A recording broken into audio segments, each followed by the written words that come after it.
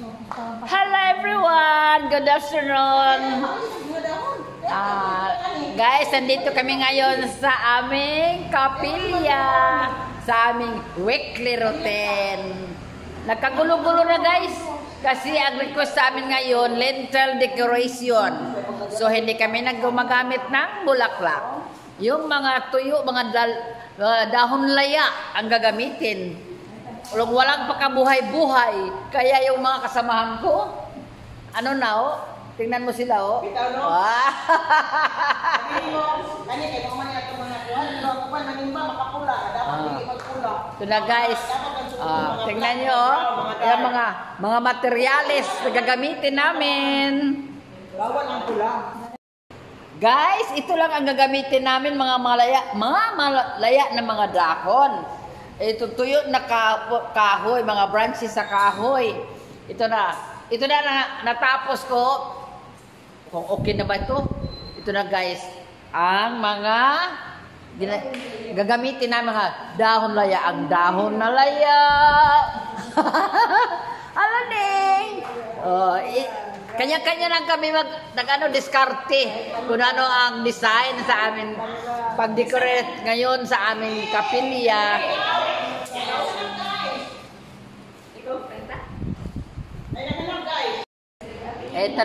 Ito na mga guys, mga friend, ang ano ito sa amin kuyon, pots, dinala ko dito kay Arens sa aming kapilya.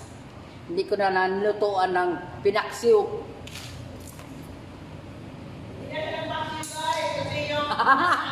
Hindi na ako na magpaksiw. Ayaw niya magpaksiw guys, magtula na lang siya. Palabon ko ini. Tanawanay. Pwede rin. Nagbinisaya na si Lola. Pwede putulan, no? It's up to you guys. It's up to you, guys. It's up to you. Siguro na maganda sa next natin pag-dekora.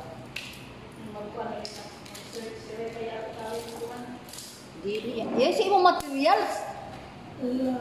May materials. Ang dahon na laya.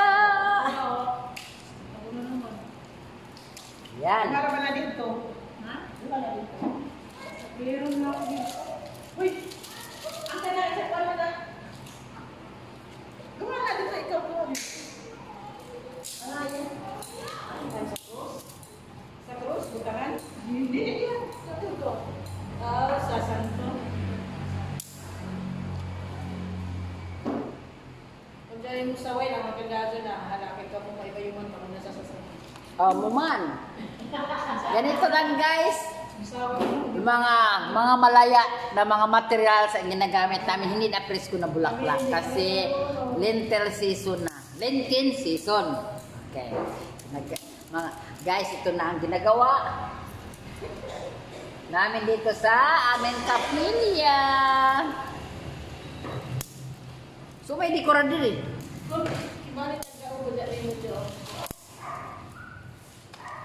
Masalim dan dari. Anak ra. Pwede sa dito naan. May katawang. May katawang ko din ito si Magic. Ano ba mo kita nga ni? Ano ba ako? Hindi mo. Kaya ganito. Ate nga na ganito na nga. Kaya ko idea. Nagdawang man sila nga. Malaya man.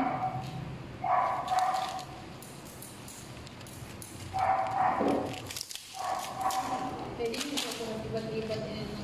Hindi naman ako kayo busy.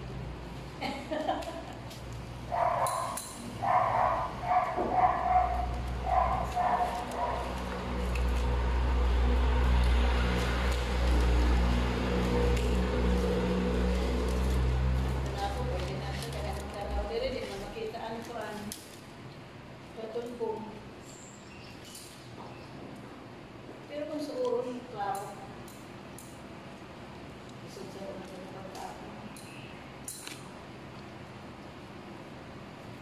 Base buligid ini. Tingnan nyo. Diba? Yan. Yung ano ka, kasama ko nandiyan na sa ibaba, oh. Yan na.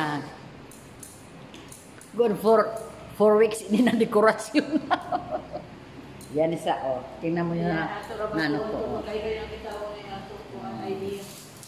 Wala